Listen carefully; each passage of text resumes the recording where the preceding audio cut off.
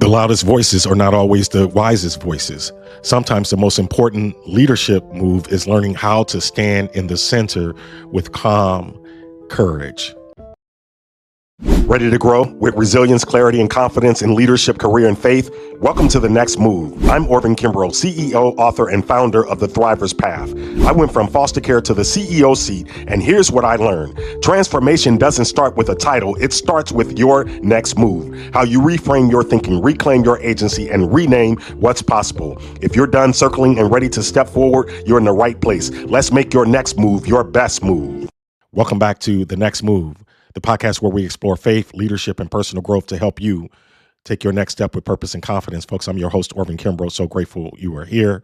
Today, I want to talk about centered leadership. We've been on this topic. I want to talk about centered leadership. And I believe this is so important right now because we are living in a moment where noise is often mistaken for truth. Volume is often mistaken for conviction, and reaction is often mistaken for leadership.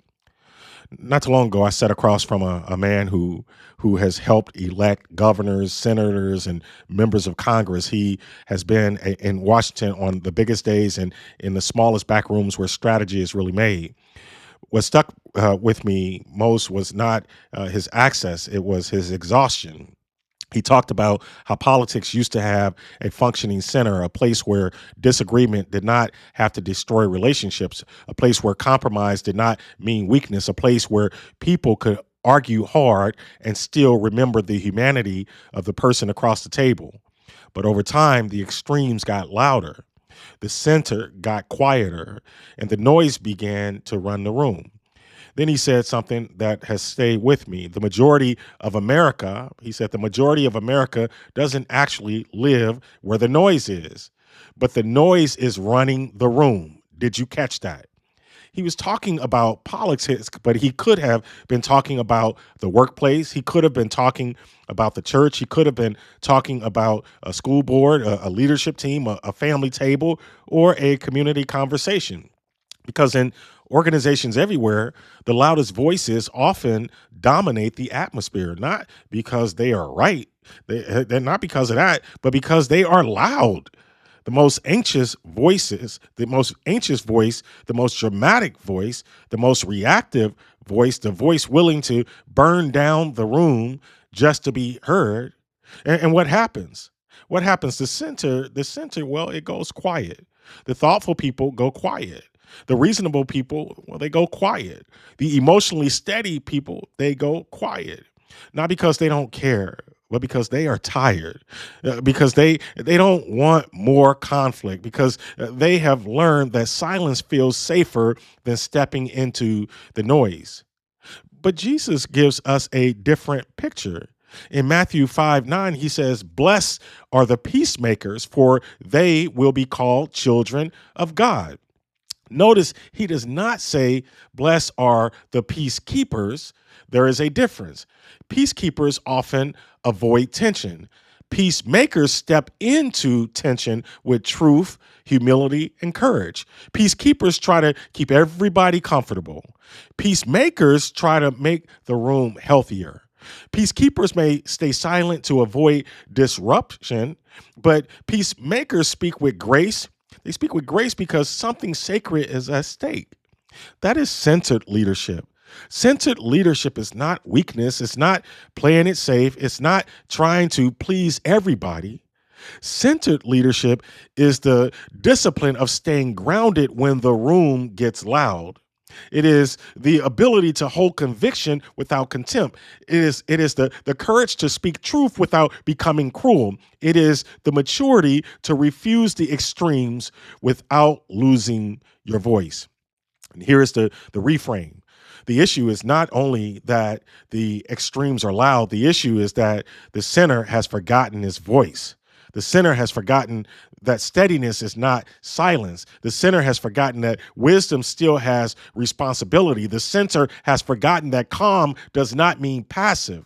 As leaders, we have to reclaim the responsibility to speak up with calm courage, not just in private, not just in the hallway after the meeting, not just with the people who already agree with us, but in the meeting, in the decision, in the moment that matters. Because when thoughtful leaders stay silent, the room does not become neutral. The room gets handed over to the loudest person in it. And that's dangerous. It's dangerous for teams, it's dangerous for families, it's dangerous for churches, it's dangerous for boards, it's dangerous for communities, it's dangerous for nations. So maybe we need to rename what this is. This is not playing it safe. This is centered leadership, grounded, principled, relational, committed to the long-term health of the whole, not the short-term applause of the few. The extremes rarely build anything that lasts, but the center holds things together. The center listens. The center discerns. The center slows the room down. The center remembers the mission. The center refuses to let anxiety become strategy. And if you lead anything, a team, a classroom, a business, a board, a ministry, a family, you cannot outsource your voice to the extremes. Your people need your steadiness. They need your clarity. They need your presence. They need somebody who can stand in the middle of a noisy world and model what grounded leadership looks like. So here's the question I want you to sit with.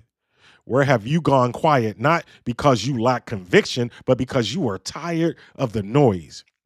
And what would it look like for you to re-enter that space, not louder, not angrier, not more reactive, but steadier? Because centered leadership is not about volume. It's about presence. And the center becomes powerful again when leaders choose to occupy it. So this week, don't confuse peace with silence. Don't confuse wisdom with withdrawal. And do not let the noise, don't let the noise run a room where God has given you a voice. Stand steady, speak with grace, live from the center. That may be your next move. Thanks for spending time with me on The Next Move. I hope today's reflection helped you see your situation differently and reminded you that you're not stuck, you're being strengthened. If this episode resonated, share it with someone who's standing at the edge of their next move. And be sure to subscribe so you don't miss what's ahead. For deeper reflections, tools, and guided pathways for growth, visit orvinkimbrough.com and explore the Thriver's Path. Until next time, remember, every small step taken with intention moves you closer to the life and leadership you're becoming. Let's keep moving forward together.